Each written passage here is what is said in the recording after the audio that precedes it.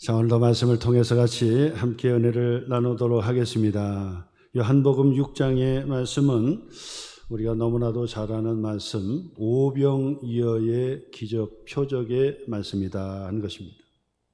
오병이어의 기적의 사건이 바로 기록된 말씀이 요한복음 6장의 말씀이 됩니다. 오병이어가 뭐지요? 오병이어, 한자로 5개의 떡과 2마리의 물고기, 이것을 오병이어라. 오늘 성경의 본문에 예수님의 손에 들려졌더니 예수님께서 축사하시고 제자들에게 떼어서 나눠주라 하니 그 5,000명 이상 되는 많은 무리들이 원 없이 그렇게 원하는 대로 실컷 먹고 12바구니에 남겨졌다라고 하는 이 기적의 사건을 우리에게 보여주는 말씀이 바로 요한복음 6장의 오병이어의 기적의 사건이다라고 하는 것입니다. 오병이어. 오병이어가 뭐라고요? 5개의 병, 떡이죠. 5개의 보리떡. 그리고 2마리의 물고기. 오병이어. 예수님의 손에 들려졌더니 풍성하신 우리 하나님 예수님께서 축사하시고 떼어서 나눠주니까 어린아이의 도시락에 불과한 오병이어가 5,000명, 장정만 5,000명, 남자 장정만 5,000명, 부녀자들과 아이들까지 합치면 한 7,000명 정도 됐을 것이라 그렇게 얘기합니다. 7,000명이 빈들에서 바로 보리떡을 실컷 먹고 또 물고기 2마리도 실컷 먹고, 그래서 12바구니의 조각이 남겨져서 거두게 되었다라고 하는 사건이 오병이어의 기적의 사건, 바로 요한복음 6장의 말씀인데, 이 말씀을 제가 전부 다 전할 수가 없어서 다음 주로 뒷부분을 좀 나누고 앞부분에 우리가 말씀을 통해서 함께 은혜를 나누려고 합니다. 예수님께서 이 오병이어의 기적의 사건을 보여준 장소가 어디냐면 빈들이에요. 빈들이란 얘기는 뭐 과일도 없고 채소도 없고 그냥 광야의 빈들이라고 말씀을 드릴 수 있겠죠. 빈들이고 그 지역은 오늘 성경 말씀에 보니까 디베랴의 갈릴리 바다 건너편으로 가셨는데 그곳이 바로 벳세다라고 하는 지역인데요. 벳세다예요. 이 벳세다 그러면 바로 예수님께서 제자를 선택하시는데 제자 중에 12제자 중에 한 사람 바로 베드로, 그리고 그의 동생 안드레, 그리고 빌립이라고 하는 제자가 바로 이 벳세다 출신인데, 이 벳세다는 갈릴리 바다의 북쪽에 가버나움과 가까운 곳에 위치해 있는 것이 벳세다예요.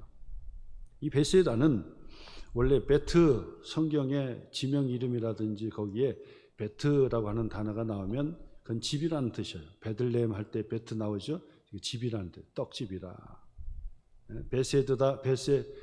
베데스다 했을 때 베자가 나오잖아요. 그것도 집이라는 뜻이에요. 자비의 집이라.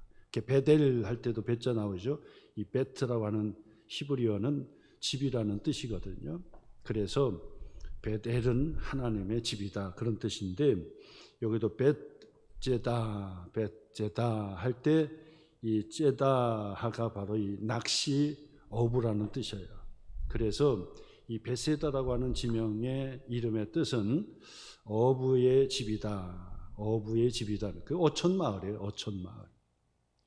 갈릴리의 이 호수의 북쪽에 위치했는데 가버나움과 가까운 곳에 위치한 곳이 이 벳세다 어촌 마을인데 가난한 동네죠. 가난한 동네요. 그런데 당시 헤롯이 바로 이 로마의 이 가이사를 위해서 신전을 짓고 그것을 폴리스를 형성해, 도시, 큰 도시, 지금으로 얘기한다면 신도시를 형성했어요.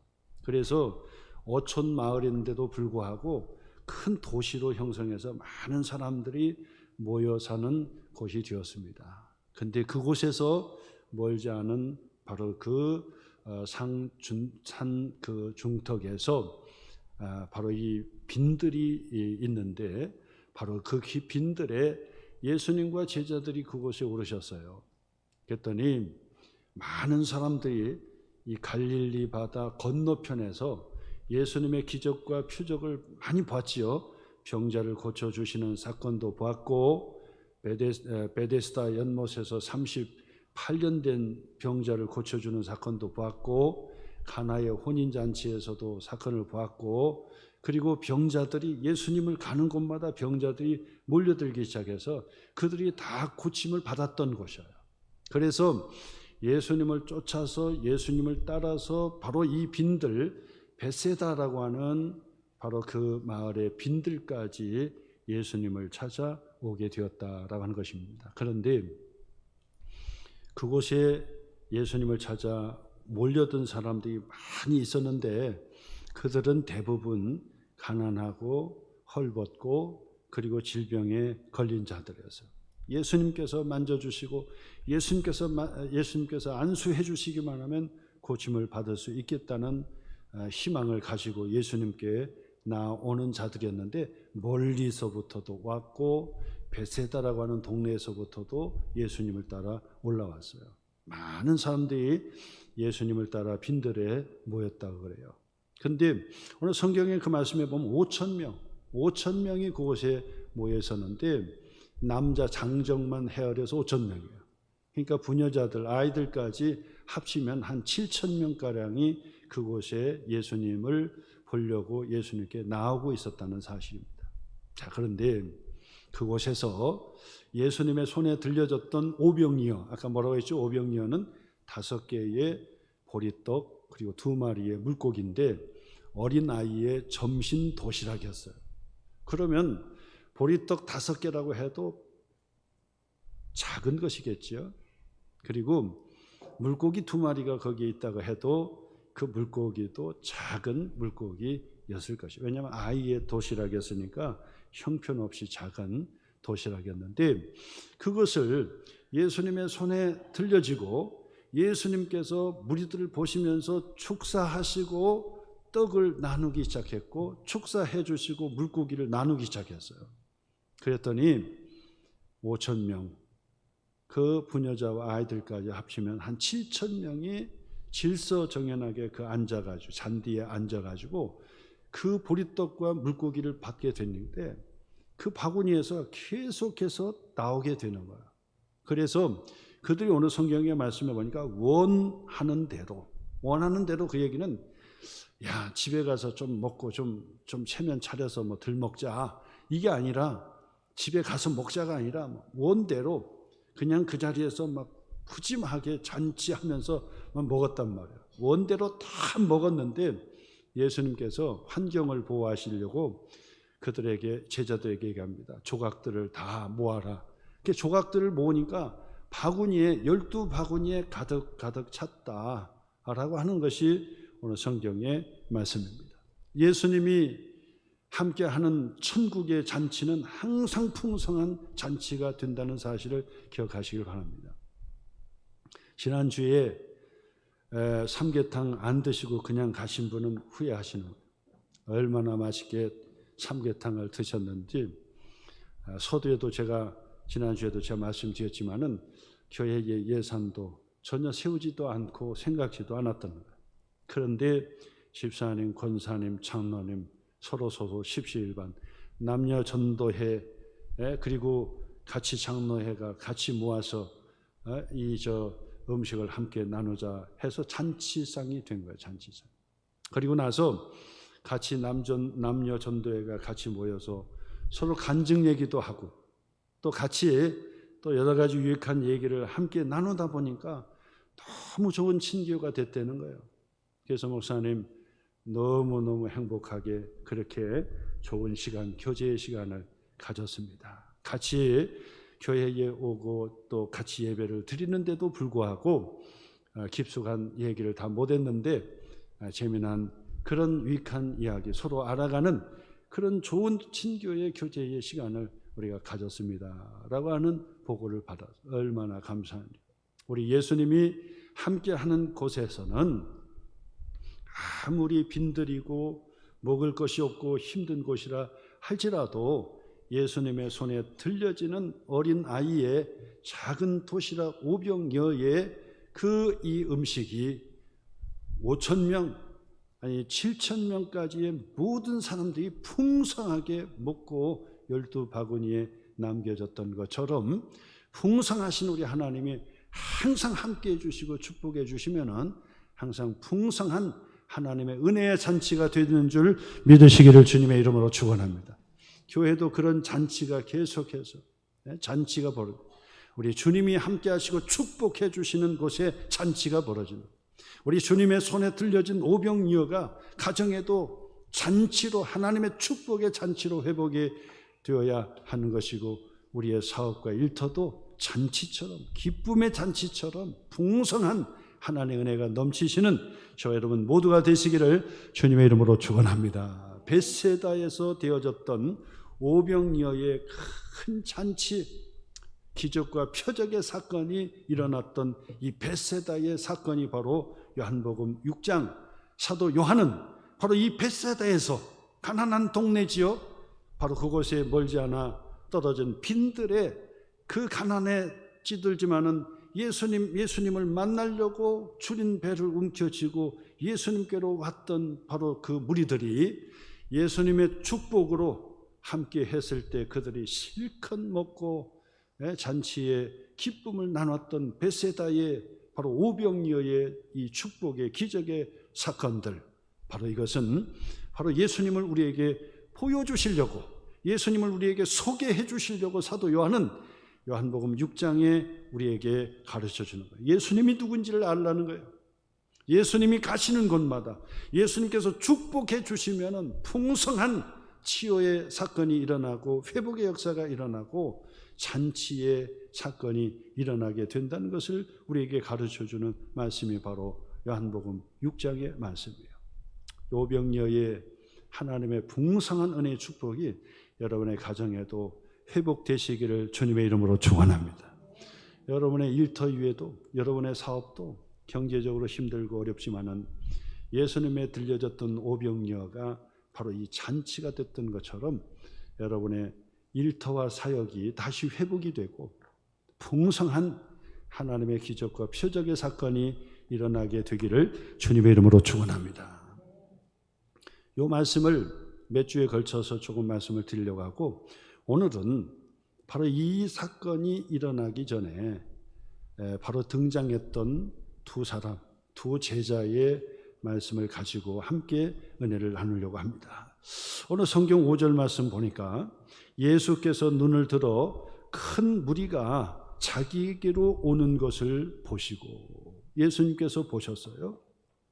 그리고 빌립에게 이르시되 우리가 어디서 떡을 사서 이 사람들을 먹이겠느냐 하시니 6절이요. 이렇게 말씀하시면 친히 어떻게 하실지를 아시고 빌립을 시험하고자 하심이었다 그랬습니다. 제자 중에 빌립에게 예수님께서 시험 삼아서 예수님께서 질문을 한 거예요. 이 빌립을 선택한 것은 아마도 이 빌립이 벳세다 출신이기 때문에 그랬을 거예요. 베드로도 이 벳세다 출신, 그리고 안드레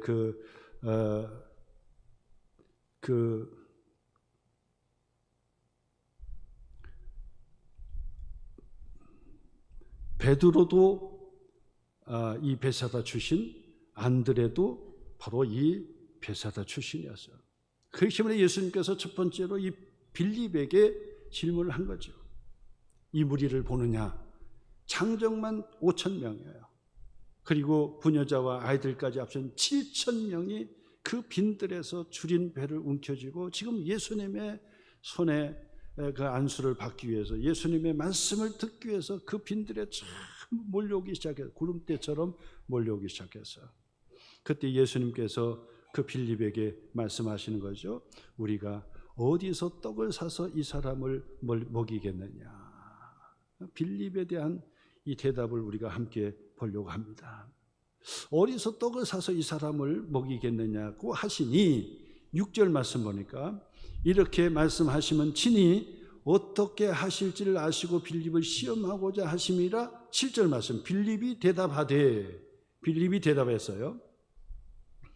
각 사람으로 조금씩 받게 할지라도 200데나리온의 떡이 부족하리이다. 이렇게 대답하죠. 빌립이 예수님께 즉각적으로 대답해요. 그 무리를 보니까 한 7,000명가량, 그들이 그래도 점심 끼니를 조금씩이라도 나눠서 먹으려고 한다면 계산을 해보니까 200데나리온의 돈이 필요하다, 그 말이에요. 그러면 이 데나리온이라고 하는 은전은 노동자가 하루 일을 해서 버는 금액이 바로 1데나리온이에요. 그러면 200데나리온이라고 하는 것은 무슨 돈입니까? 노동자가 200일 동안 일을 하고 번 돈이에요. 개월로 따지면 6, 7개월 정도 꼬박 일을 해서 번 돈이 바로 200데나리온이야. 그러면 어느 정도 여러분 감이 잡을 거예요. 한 300만 원씩 월 받는다고 한다면 거의 한 2천만 원 정도 되는 거죠. 2천만 원 정도. 그래서 한 2천만 원 정도를 들여서 떡을 사고 나누고 해도 부족할 정도로 많은 사람이 모였고, 예수님께서는 시험하려고 빌립에게 이 어디서 떡을 사서 이들에게 배불릴 수 있느냐. 그러니까 이 빌립이 예수님께 대답한 거예요. 200데나리온이 돼도 부족할 것 같습니다. 그렇게 대답한 거예요. 오늘 여러분, 바로 이 빌립이 예수님께 대답했던 이 계산 있잖아요. 신앙생활을 잘 할 수 있는 것 중에 하나가 뭐냐면요, 계산을 잘 해야 되는 거야. 우리가 잘못 생각하는 경향이 있어요. 뭐냐면 믿음생활, 신앙생활을 잘 한다는 것은 계산하지 않는 거예요. 돈 계산하지 않아야 돼. 돈 계산하지 않고 그냥 하나님이 도와주실 것이야, 하나님께서 함께 해주실 것이야, 하나님께서 그냥 베풀어 주셔. 그러니까 모든 거 그냥 계산하지 않고 무대포로 한 것이 믿음이 좋은 사람인 줄 착각하는 거예요. 그런데 그렇지 않아요. 부족하지만은 하나님께서 빌립을 선택하신 이유 중에 하나가, 부족했으면 왜 선택하겠어요? 왜 빌립이 그게 아니라면 왜 선택했겠어요? 예수님 앞에 예수님께 계산할 줄 알아야 되는 거예요. 어림잡아 200데나리온이 들 것 같습니다. 이 정도 해도 부족할 것 같습니다. 믿음 생활은요, 어찌 보면 철저하게 계산적인 거예요. 우리가 생각할 때는 계산을 안 하는 것 같지요? 진짜 믿음은 계산을 철저하게 하는 거예요. 근데 거기에서 한 가지 더 나가서, 계산은 계산대로 하지만은 마지막 하나님께서 역사하시고 하나님께서 개입하시고 하나님께서 역사하실 여지를 남겨놓고 계산해야 되는 거예요. 근데 계산만 해도 믿음이 없는 사람이고, 무대포로 해도 이것은 믿음이 없는 사람이에요. 우리가 착각해서는 안 됩니다. 믿음의 사람이라고 무대포로 하면 그건 믿음이 아닙니다. 만용이라고 할 수도 있겠죠. 그 믿음이 아닙니다. 철두철미하게 계산하는 겁니다. 근데 계산만 하고 있으면 그것도 믿음이 아닙니다. 계산을 철저하게 하되, 그리고 하나님의 역사하심을 기다릴 수 있는 여지를 마련해 놓아야 한다라고 하는 사실입니다. 계산을 잘했던 예수님의 제자 중에 한 사람 또 있습니다. 가룟 유다입니다. 예수님께서 베다니라고 하는 동네에 가셨는데 그곳에 한 사건이 일어났습니다. 가난한 동네입니다. 그리고 예루살렘 전도를 하실 때 되면 예수님은 반드시 이 베다니로 가셔서, 가난한 동네에 가셔서 그곳에서 숙식을 해결합니다. 그 베다니는 우리가 잘 아는 나사로, 마리아, 마르다가 사는 동네입니다. 나사로를 살려주셨지요? 바로 그 동네입니다. 예수님께서 그곳에 머무실 때 한 마리아가 예수님께 찾아왔습니다. 제자들도 많은 무리들 있는 가운데 갑작스러운 행동을 하는데, 이 향유 있지요? 그 향유를 깨트려 가지고 예수님의 발에 부어버렸어요. 그리고 나서 어떻게 하는가 보았더니 이 여자가 머리를 풀더니요, 그 머리로 예수님의 이 발을 씻기는 겁니다. 향유를 붓고 예수님의 발을 머리로 씻기는 거예요. 이거는 엄청난 사건입니다. 어찌 보면 한 여자가 머리를 풀었다라고 하는 것은 예수님께 모든 것을 바친다는 얘기입니다. 모든 것을 바친다는 겁니다. 그냥 풀어서도 바치는 건데, 근데 그 향유를 깨뜨려서 발에 붓고 머리로 그 발을 씻겼다는 사건입니다. 그랬더니 그 광경을 보고 모두가 두 눈이 동그래졌습니다. 그랬는데 계산이 빠른 가룟 유다는 거기에서 자기가 이야기합니다. 그 마리아를 혼을 냅니다. 당신은 무모한 짓을 했어. 그 향유가 얼마나 비싼 것인데 시장에 가서 지금 당장 팔아도 300데나니온, 지금 빌립이 계산했죠. 200데나니온, 7,000명을 먹일 수 있는 게 200데나니온이라고 했습니다. 근데 가난한 동네에 베단이라고 하는 곳에서 향유를 깨뜨리고 예수님의 발에 부었는데 300데나니온이요. 지금 당장 시장에 가서 이것을 팔면 300데나니온을 받을 수 있는데 그 300데나니온을 받아가지고 가난한 자들에게 베풀었으면 얼마나 좋았을 것을 어찌하여 허비했느냐라고 그 여자를 책망을 했던 것입니다. 만약에 예수님이 안 계셨다면 모든 사람들이 다 가룟 유다 쪽으로 붙었을 거예요. 그게 합당하다고 생각했을 거예요. 왜냐하면 그 300데나니온을 팔아서 나한테 줘라. 우리끼리 잔치하자. 우리끼리 서로 나눠 갖자라고 했다고 한다면 문제가 달라지죠. 근데 가룟 유다는 그 300데나니온 그 향유를 팔아서 가난한 자들을 도와주겠다고 하는 거예요. 가난한 사람을 주겠다는 거예요. 근데 사실은 가난한 사람에게 나눠주겠다고 했지만은 사실은 그 가룟 유다는 도적이요. 말이 가난한 사람이지 가난한 사람 도우려고 한 것이 아니었어요. 낭비했다고 계산했던 거예요. 만약에 예수님이 안 계셨다고 한다면 사람들은 전부 다 가룟 유다 쪽으로 붙였을 거예요. 그랬더니 예수님께서 책망하지 마라. 이 여자는 나의 장사 지냄을 미리 예비하고 있는 것이다. 허비한 것이 아니다. 가난한 자들은 너희 가운데 항상 있을 것이지만은 나는 너희 가운데 항상 있지 아니한다고 예수님께서 말씀하시면서 그 마리아 여인을 칭찬해 준 사건이 있습니다. 똑같이 계산했습니다. 근데 계산을 해서 하나님의 여지를 남겨놓아야 되는 거예요. 근데 계산만 하고 있으면 그 사람은 가룟 유다예요. 그건 믿음이 아닙니다. 믿음 생활 하는데 계산만 하고 있어. 그러면 그건 믿음 생활이라고 볼 수가 없습니다. 계산도 하지 않아. 무대포요. 그것도 믿음 생활이 아닙니다. 계산은 철두철미하게 하지만은 하나님께서 역사하시는 여지를 남겨놓아야 한다는 것입니다. 빌립은 계산했습니다. 그것도 잘한 것입니다. 예수님께 이 정도 보고하면 그래도 잘한 것입니다. 200데나니온이 필요합니다. 근데 좀 아쉬움이 있지요. 왜냐하면 빌립은 예수님과 함께 예수님의 사역을 눈으로 보았고 경험했습니다. 가나의 혼인 잔치에서 물을 떠서 포도주로 바뀌어지는 사건도 보았습니다. 사마리아 여인이 기뻐 뛰면서 예수님 그리스도를 만났다고 예배를 회복하고 그 동네에서 잔치가 벌어진 사건도 보았습니다.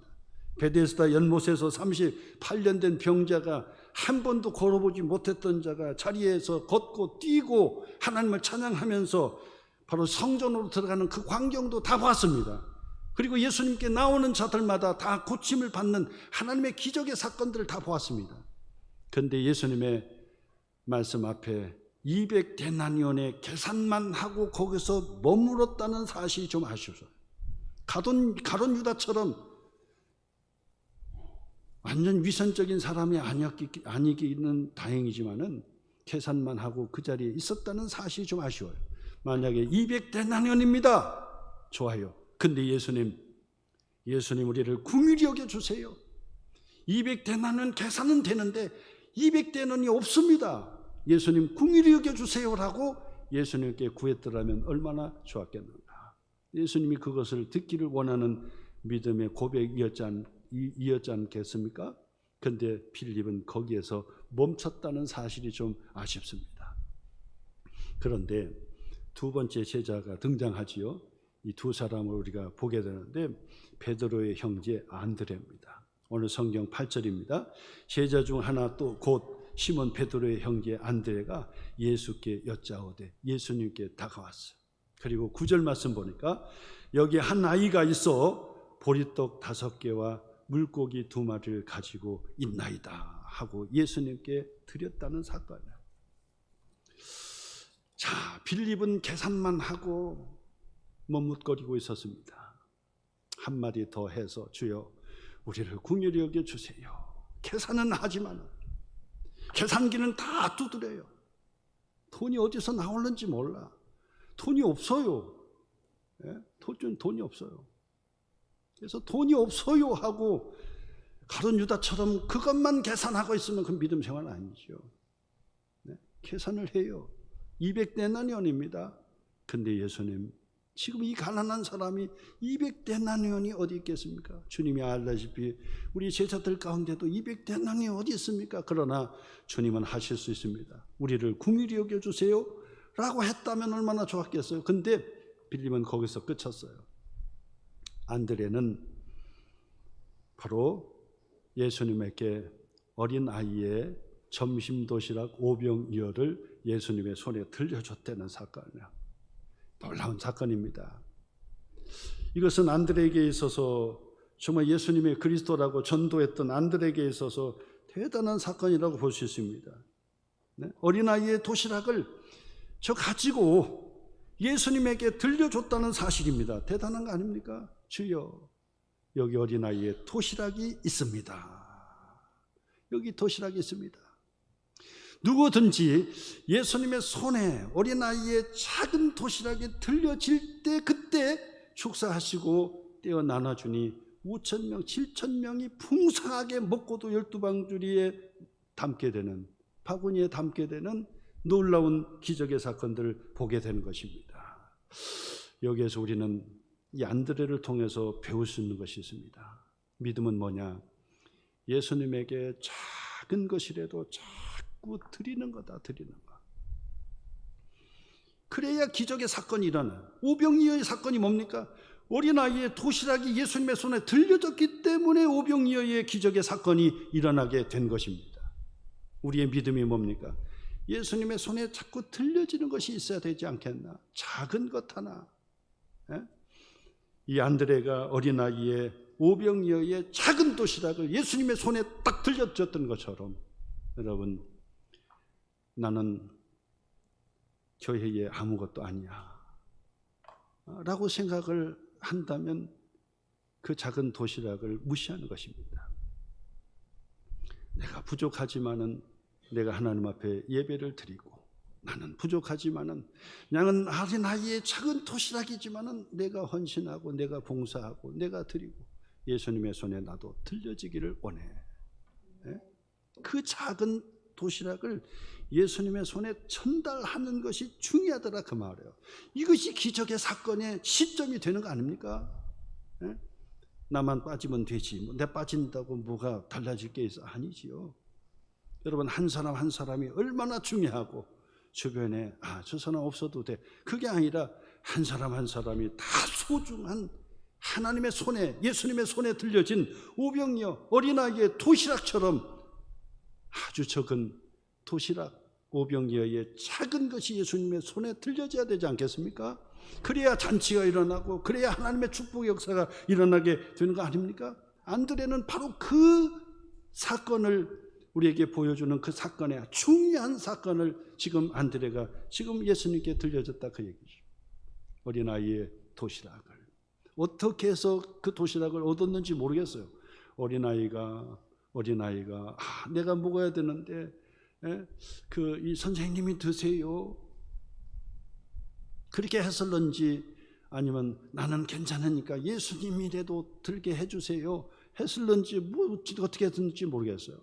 근데 그 안드레의 손에 어린아이의 도시락이 자기 손에 들려졌을 때 이걸 가지고 예수님의 손으로 건넨 거예요. 예수님 손에 건넸어요. 작은 그런 그 희생과 작은 헌신과 또 작은 참여가 하나씩 하나씩 모여져서 오병이어의 기적의 사건이 일어나게 된다. 교회는 바로 그런 사건의 현장이에요. 벳세대와 같은 그런 사건의 현장이에요. 아무 예산도 없었어요. 그리고 어떤 돈도 없어요. 근데 이상하게 잔치는 항상 벌려지는 거야. 그죠? 하나씩 하나씩 보면은 이루어지는 거예요. 하나님의 축복의 사건으로 이루어지게 되는 것이지요. 바로 그것을 경험하는 벳세다의 오병이어의 기적의 사건이 바로 교회 공동체라고 우리에게 가르쳐 주는 것입니다. 엘리야 시대입니다. 엘리야 시대에 우리가 잘 알잖아요. 아합의 시대지요. 그때 하나님께서 하늘의 비를 멈추시고 가뭄이 엄청났어요. 가뭄이 엄청나니까 결국 경제적으로 완전 IMF 이상으로 그냥 코로나 이후에 경제가 엉망진창이 되듯이 막 경제적으로 너무너무 힘들고 어려운 상황이었어요. 그런데도 불구하고 그들이 우상숭배에 빠지고 그랬단 말이에요. 하나님께서 엘리야에게 너는 시돈의 사르밧으로 가서 한 과부의 집 아들과 함께 있는 집으로 들어가라. 거의 한 100km도 넘는 거리인데 이 엘리야가 이 사르밧의 과부의 집에 가게 되는 거예요. 그래서 그 집의 당도에 보니까 그 과부가 밖에서 나무를 주워가지고 이 땔감으로 쓰려고 밖에 있는 거예요. 엘리야가 묻기 시작합니다. 그런데 그 엘리야가 그 과부에게 이야기합니다. 나에게 물 좀 주세요. 그리고 내게 떡 한 조각을 내게 달라고 그렇게 요구를 합니다. 그랬더니 그 과부가 바로 이 엘리야 선지자에게 대답을 해요. 열왕기상 17장 11절로 13절 말씀입니다. 그가 가지러 갈 때에 그 과부가요, 엘리야가 그를 불러 이르되 청하건대 내 손에 떡 한 조각을 내게로 가져오라. 12절 과부가 이르되, 과부가 이 엘리야에게 대답하는 겁니다. 당신의 하나님 여호와께서 살아계심을 두고 맹세하노니 나는 떡이 없고 다만 통에 가루 한 움큼과 병에 기름 조금뿐이라. 내가 나뭇가지 둘을 주워다가 나와 내 아들을 위하여 음식을 만들어 먹고 그 후에는 죽으리라. 이렇게 생각하고 있습니다. 엘리야는 그 이야기를 들어서도 그 과부에게 얘기합니다. 너는 두려워하지 말고 나를 위하여, 거기 성경에 보면 13절에 보면은 두려워하지 말고 가서 내 말대로 해라. 먼저 그것으로 나를 위하여 작은 떡을 한 개를 만들어 내게로 가져오고 그 후에 너와 내 아들을 위하여 만들라 그런다고. 이 엘리야가요, 그 과부가 지금 뭐라고 대답을 하는 겁니까? 아니 지금 떡도 없어요. 근데 가루통에 지금 한 움큼밖에 없는데 이거 남은 그 조금뿐인 기름하고 섞어서 빵 조각 만들어서 우리 둘이 먹고 이제 죽으려고 그럽니다. 죽으려고 그런다는 거예요. 근데도 불구하고, 그 말을 들었음에도 불구하고 선지자가 뭐라고 얘기합니까? 두려워하지 말고 너는 먼저 나를 위해서 작은 떡을 만들어 내게 갖고 와라. 만약에 여러분 역지사지 한번 보세요. 여러분 한번 가만히 생각해 보세요. 여러분이 만약에 선지자라고 한다면 이런 이야기를 듣고 너 먹고 죽으려고 하는데 그거 먼저 나한테 갖고 와. 내가 먹어야 되겠어. 그렇게 요구할 수 있겠습니까? 저는 그렇게 못할 것 같아요. 그 다음에 두 번째로, 여러분이 과부의 입장이라고 한다면, 아니 내가 이거 먹고 지금 죽으려고 하는데 이제 더 이상 없어. 탈탈 털어서 끝났어요. 죽으려고 하는데 하나님의 사람, 선지자라고 하는 사람이, 목사가 나타나가지고 야, 너 그거 나한테 먼저 갖고 와. 내가 먹고 그 다음에 먹어. 그러면 예 목사님, 예 선지자님 드리겠습니다. 그렇게 하겠어요? 만약 여러분이 과부라면? 제가 만약에 과부 입장이라고 한다면 이거 선지자 맞아? 이거 목사 맞아? 아니 내가 지금 이거 먹고 죽으려고 하는 상황인데 하나님의 사람 맞아? 반항하지 않겠습니까? 근데 이 과부는요 달랐어요. 어차피 이 빵을 먹고 내가 죽으나 먹지 않고 죽으나 다 똑같아요. 근데 하나님의 사람 엘리야가 달라 그러니까 좋아. 먹고 죽으나 안 먹고 죽으나 매 마찬가지 아니야. 그래. 만들어서 선지자에게 먼저 드렸다는 거예요. 그랬더니 하나님께서 복을 주셔서 3년 동안 그 떡 바구니에 그 이 밀가루 통에 가루가 떨어지지 아니했고 기름병의 기름이 마르지가 아니했다고 성경은 우리에게 가르쳐 줍니다. 한 과부가요, 자기가 먹고 죽으려고 하는 작은 것인데 하나님의 사람 엘리야에게 주어졌다는 거예요. 안드레가 지금 예수님의 손에 지금 작은 어린아이의 도시락을 예수님에게 전달해 주었다는 거예요. 그것이 바로 오병이어의 기적의 시작이었다는 사실입니다. 이것이 믿음 아닙니까? 이것이 믿음이라고 보지 않겠습니까? 근데 여러분, 여기에서 이 안드레의 온전한 믿음에서 훼손이 되는 게 하나가 있어요. 그 뒤에서 말씀 보니까 거기까지 딱 하고, 주님, 어린아이 도시락인데 자기가 먹지도 않고 예수님 드리라고 했습니다. 예수님 이거 받으세요. 그리고 예수님, 이 많은 무리를 불쌍히 여겨주세요. 우리 이 많은 무리들을 불쌍히 여겨주세요. 그냥 돌려보낼 수가 없지 않습니까? 그냥 가라고 할 수 없지 않습니까? 불쌍히 여겨주세요 라고 대답했으면 얼마나 좋았겠어요. 근데 그 안드레는 예수님에게 그렇게 덧붙여서 그러나 그것이 이 작은 어린아이 도시락 오병이어가 이 많은 사람에게 얼마나 되겠사옵나이까? 얼마나 되겠습니까? 이 말은 하지 않았으면 더 완벽한 믿음의 고백이었지 않았겠습니까? 근데 이것을 고백함으로 인해서 바로 이 안드레도 부족한 믿음, 빌립도 부족한 믿음, 계산은 잘했어요. 근데 하나님께 맡기지는 못했어요. 예수님의 손에 어린아이의 도시락을 들려줬어요. 근데 이것 가지고 뭐가 되겠습니까? 온전한 믿음의 고백을 하지 못했다는 거예요. 오늘 여러분, 우리의 신앙생활에 있어서 이 두 사람을 한번 가만히 생각해 보자는 거예요. 우리 하나님 우리를 시험하십니다. 믿음을 보시기를 원합니다. 계산해야지요. 왜냐하면 우리가 세상 속에 인간의 몸을 가지고, 육체의 몸을 가지고 살기 때문에, 사회 속에 살기 때문에 계산해야지요.